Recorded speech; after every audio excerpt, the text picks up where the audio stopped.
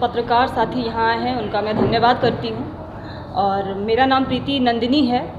मेरे साथ संजय ठाकुर जी बैठे हैं जो जनसुराज के प्रवक्ता हैं, साथ ही अमित पासवान जी और विवेक जी हैं। आज जिस विषय पर हम चर्चा करने वाले हैं, आप सभी जान रहे हैं कि जब से बिहार में चुनाव को लेकर के राजनीतिक पार्टियां अब अपने अपने जो दांव पेच है वो खेलना शुरू कर चुकी हैं। समय बहुत नज़दीक आ रहा है। इसी में हम देख रहे हैं कि राजद जो है, तेजस्वी यादव जी जिस तरीके से लोभ लुभावन वादे करके जनता को बरगलाने की कोशिश फिर से स्टार्ट कर दिए हैं, उसी विषय पर हम आज कुछ चर्चा करेंगे। और जो वादे वो कर रहे हैं उसमें कितनी सच्चाई है, वो कितना पूरा कर पाएंगे, इस प्रेस वार्ता के दौरान उस पर हम बातचीत करने का प्रयास करेंगे। सबसे पहले मैं कहना चाहूँगी कि जो वो माई बहन योजना, जिसमें खास करके महिलाओं को वो लाभान्वित करने की बात कर रहे हैं, मैं भी एक महिला हूँ और मैं ये जरूर जानना चाहूँगी तेजस्वी यादव जी से कि किस तरीके से वो महिलाओं के अकाउंट में हर महीने 2500 रुपये ट्रांसफ़र करेंगे। वो कैलकुलेशन क्या होने वाला है, वो कैलकुलेशन भी उन्हें जनता के सामने, बिहार की जनता के सामने रखना चाहिए। इस तरीके से सिर्फ चुनाव के समय बरसाती मेढक के रूप में बाहर निकल करके काम करने से बिहार का विकास नहीं हो सकेगा। बिहार आज इस परिस्थिति में पहुंच चुकी है कि बिहारी शब्द एक गाली बन गया है और नेता प्रतिपक्ष होने के बावजूद तेजस्वी यादव सिर्फ एक्स पर राजनीति करते हैं। कभी भी वो जनता के बीच में जा करके जनता के सवालों को, जनता की समस्याओं को समझने का प्रयास नहीं करते हैं। आप देखिए, डोमिसाइल नीति पर भी वो कह रहे हैं कि वो आएंगे तो 100% डोमिसाइल नीति लागू कर देंगे। जब वही युवा सड़क पर मार खा रहा होता है तो वो कहीं दूसरे जगह पे पार्टी कर रहे होते हैं। तो उस सच्चाई पे वो क्यों नहीं बात करना चाहते हैं? बिहार की जनता को ये सब कुछ दिख रहा है और आगे आने वाले चुनाव में इसका जवाब बिहार की जनता देगी। आगे की बातचीत हमारे साथी विवेक जी करेंगे, तो आप उनसे। बहुत बहुत धन्यवाद। आप सब पत्रकार साथियों का भी बहुत बहुत स्वागत है। देखिए, हम लोग बचपन में एक कहावत सुने थे कि जब आप बेवकूफ़ हों तो आपको सारा दुनिया बेवकूफ़ लगता है।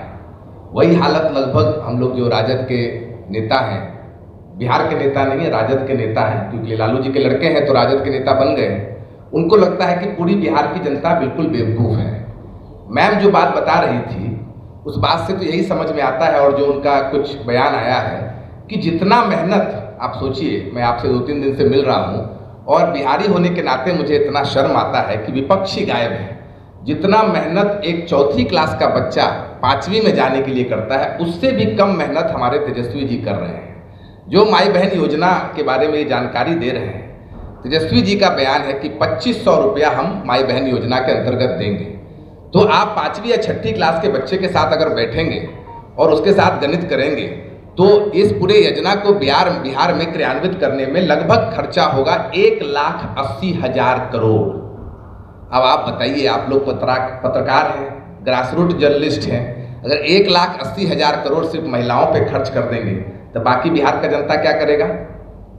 तेजस्वी जी से कोई पूछे कि बिहार का फिस्कल डिफिसिट क्या है, अगर वो बिहार के मुख्यमंत्री बनना चाहते हैं तो फिस्कल डिफिसिट पिछले साल का क्या है? जब वो 2022 में मिली जुली सरकार में थे, 22-23 में, तो बिहार का फिस्कल डिफिसिट लगभग 6% था, जो कि होना चाहिए लगभग 4% का, 4% रहता है जितना हो सकता है। तो आप बताइए कि इस आदमी के बारे में क्या बयान दिया जाए? जिसको 5वीं क्लास का गणित ही नहीं पता है, वो बिहार को कैसे सुधार देगा? दूसरा, आपसे एक सवाल है, तेजस्वी से क्या सवाल करेंगे? आप अपने बच्चे को अगर गणित पढ़ाने के लिए भेजेंगे कहीं, तो उस टीचर को तो गणित आना चाहिए। तो जो आदमी खुद नहीं पढ़ा लिखा है, जिसका पढ़ाई के प्रति कोई रुचि नहीं है, वो बिहार को कैसे सुधार देगा? आप बोलिएगा भैया ये कैसे आप बोल रहे हैं, तो इनके डोमिसाइल पॉलिसी पर बयान देख लीजिए। 2012 से 2019 तक बिहार में डोमिसाइल पॉलिसी लागू नहीं था। फिर 2020 में डोमिसाइल पॉलिसी लागू हुआ, फिर 2023 में डोमिसाइल पॉलिसी हटा दिया गया। अब 2012 से 2023 के बीच तेजस्वी यादव जी की भी सरकार रही है, उप मुख्यमंत्री रहे हैं, 1 बार नहीं 2 बार। अब इनसे जरा पूछिए कि इन्हीं के कैबिनेट के मंत्री जी ने कहा था कि बिहार में हम लोग को डोमिसाइल पॉलिसी नहीं रखना होगा, क्योंकि बिहार में बढ़िया टीचर ही नहीं है गणित और विज्ञान का। अब बताइए, हम लोग इनके पलायन के भुक्तभोगी हैं। इनके 1990 में जंगल राज के दौरान हम लोग बाहर जाकर पढ़ाई लिखाई किए, तो वहाँ हम लोग जाते थे तो हम लोग को बोलता था कि भैया ये बिहार से आए, इनका गणित और विज्ञान बढ़िया होगा। और ये आदमी के मंत्री बता रहे हैं कि बिहार में गणित और विज्ञान के टीचर ही नहीं है, तो एजुकेशन कॉम्प्रोमाइज हो जाएगा। तो हम लोग बिहार के युवा, हमको गणित विज्ञान नहीं आता है। दिक्कत क्या है कि वो अपना चरित्र देखते हैं और उसके आधार पर बिहार का चरित्र को बताते हैं और उस पर पॉलिसी बनाते हैं। तो अगर आप तेजस्वी जी अपने परिवार के इतिहास पर अगर बिहार का पॉलिसी बनाएंगे तो बिहार का शिक्षा पॉलिसी कैसा होगा, यही आप बता दीजिए। बिहार का फाइनेंस पॉलिसी क्या होगा, बिहार का हेल्थ पॉलिसी क्या होगा, जब उनको यही पता नहीं है कि वो सरकार में थे और उन्होंने इस डोमिसाइल पॉलिसी का विरोध किया था। 2023 में कौन था? इन्हीं की महागठबंधन थी और कैबिनेट से इनके मंत्री ने कहा, चंद्रशेखर यादव जी ने, कि ये पॉलिसी बिहार में लागू नहीं हो सकती है, कि बिहार में इतने क्वालिफाइड लोग ही नहीं हैं, बच्चों का भविष्य ताक पर आ जाएगा। तो अब ये कैसे कह रहे हैं कि भाई ये आप डोमिसाइल पॉलिसी लगा देंगे? इस बात से आप ये समझ लीजिए कि इनको ना कोई इकोनॉमिक्स की समझ है, ना इनको कोई एजुकेशन की समझ है।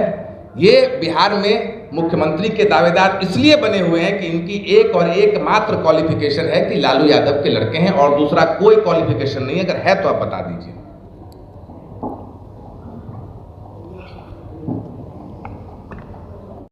आप ये स्पष्ट तौर पर देखिए, सबसे पहले तो जानने का प्रयास करें कि डोमिसाइल नीति है क्या। आज तक सबसे पहले जितने भी 15 वर्षों तक चाचा और 15 वर्षों तक भतीजा की सरकार हो रही, हमारे बिहार के लोग को चाहे कुछ भी कर ले, बेसिक नॉलेज ना हो, इसका सबसे पहला इन्होंने प्रयास किया, लगातार शिक्षा का हरण किया।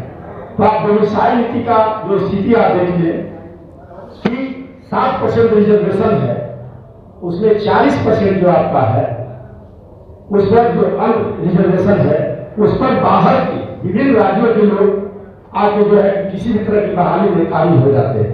लेकिन हमारी जो स्थिति है बिहार का, बिहार में जितने भी हमारे अभ्यर्थी हैं, आज बीपीएससी के छात्र देख रहे हैं कि लाठियां उन पर बरसाई जा रही है, दर की ठोकरें खा रहे हैं, दिन रात मेहनत कर रहे हैं, कई मेहनत कर रहे हैं, लेकिन उनको नौकरियां नहीं मिल रही।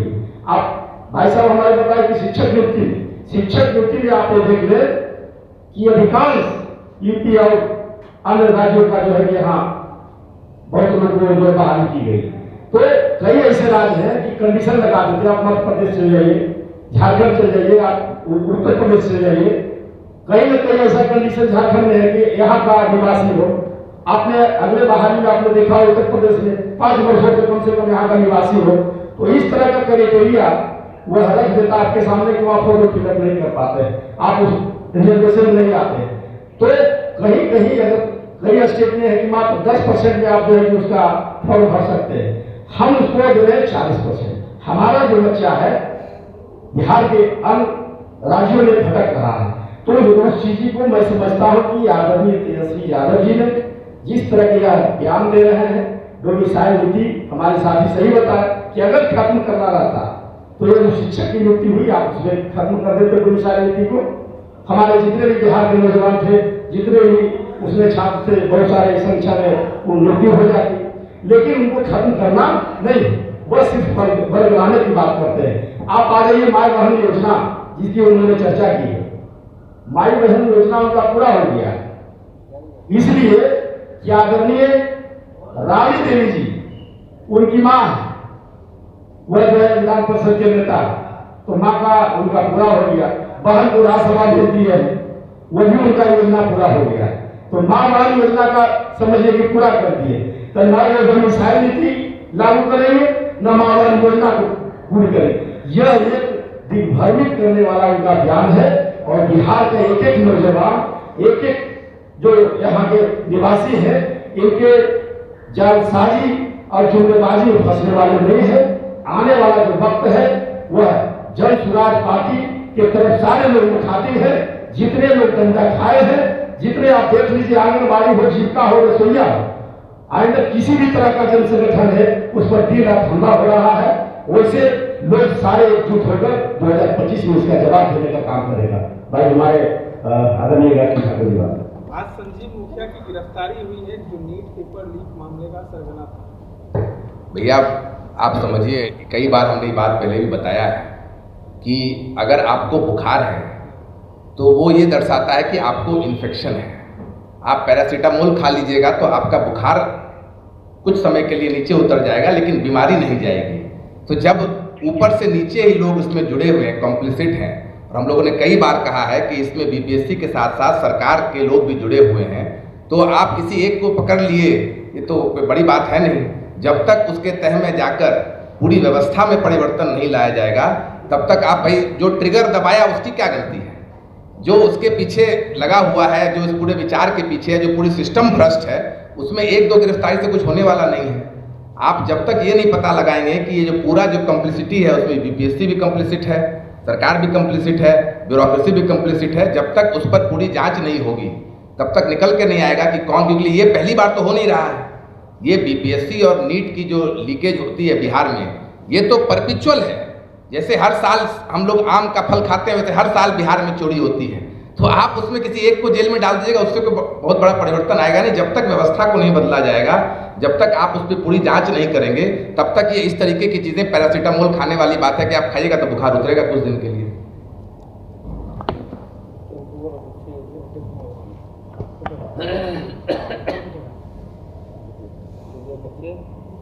तेजस्वी यादव तो कह रहे कि 17 महीने रोजगार दिए हैं, काम भी उसको लेकर जनता के बीच में झूठ बोल रहे हैं। वो समाज को, बिहार को, बिहारियों को धोखा में डाल रहे हैं। ये वही तेजस्वी यादव हैं जिनके पिताजी, जिनके माताजी का 15 बरस का शासन बिहार में जुल्म का शासन था, आतंक का शासन था, अपराध और भ्रष्टाचार का शासन था।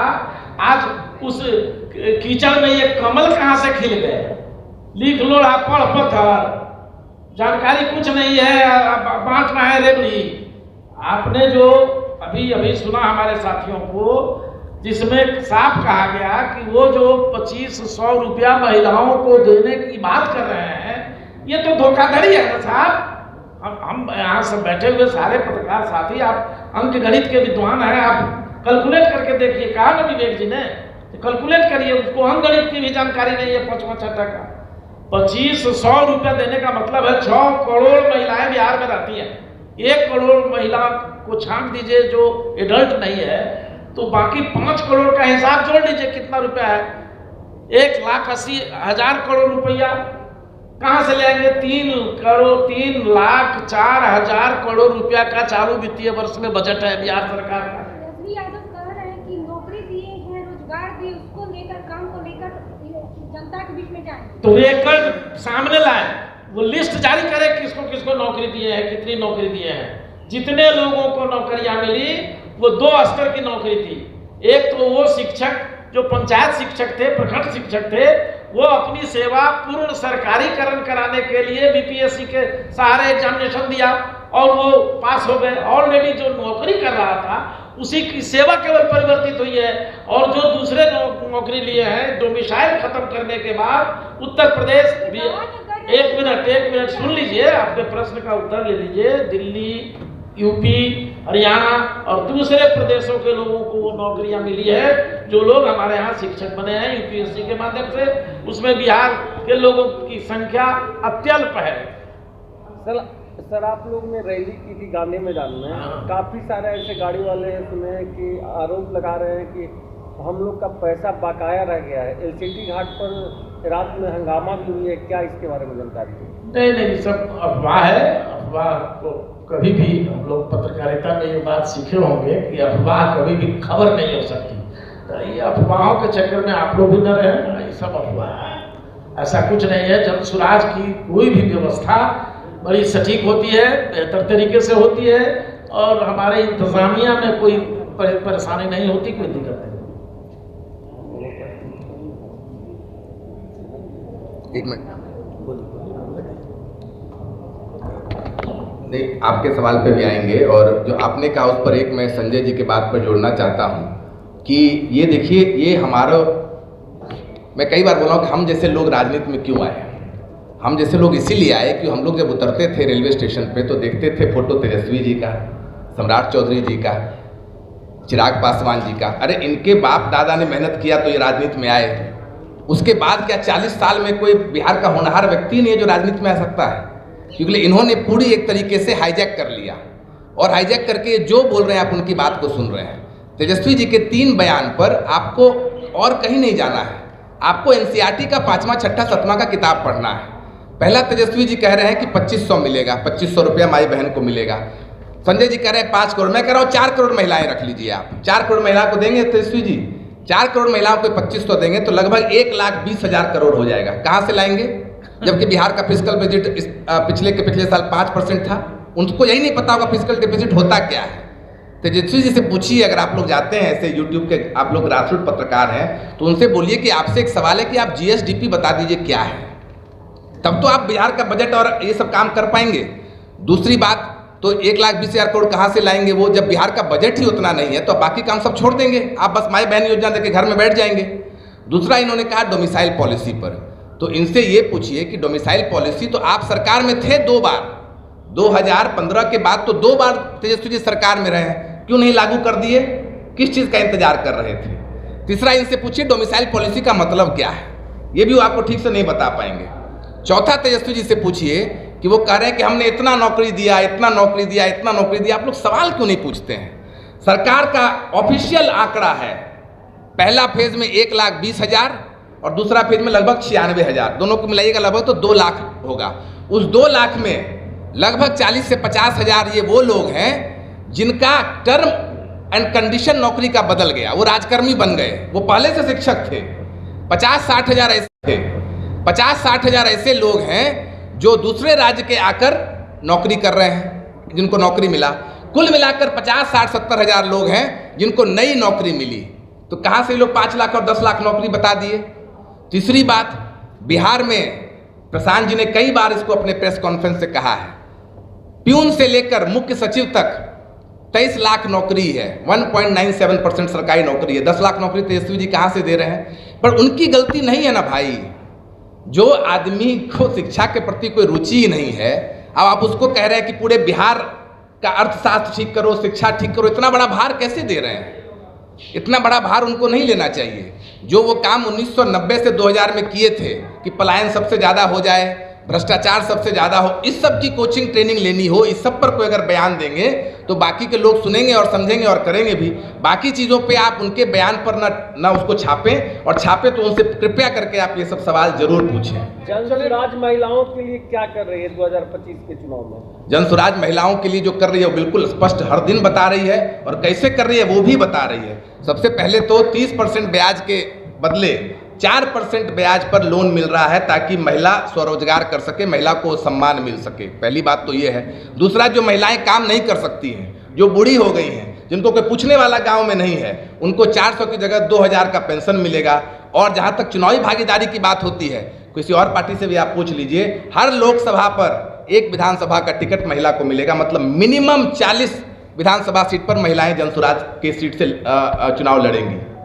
संजय ठाकुर जी, एक सवाल है आपसे। 2 दिन बाद आए हैं जी।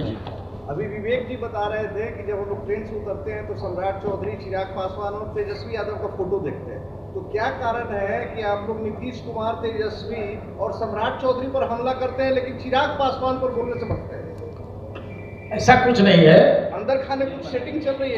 कुछ कोई सेटिंग नहीं है। ये आप लोग मुगालते में न रहें। जब तक चिराग पासवान जी भारतीय जनता पार्टी के साथ हैं, हमसे उनकी कोई दोस्ती संभव ही नहीं है, या किसी भी, ना चिराग पासवान ही नहीं, भारतीय जनता पार्टी गठबंधन में जो लोग हैं या इंडिया गठबंधन में जो लोग हैं, उनमें से किसी से जनसुराज का कोई लेना देना नहीं है। आपको मालूम होना चाहिए, बार बार आदरणीय प्रशांत किशोर जी अपने प्रेस कॉन्फ्रेंस में और कई स्तरों पर जनता के बीच भी स्पष्ट घोषणा करते रहे हैं कि हम सभी 243 सीटों पर अकेले अलहदा चुनाव लड़ेंगे।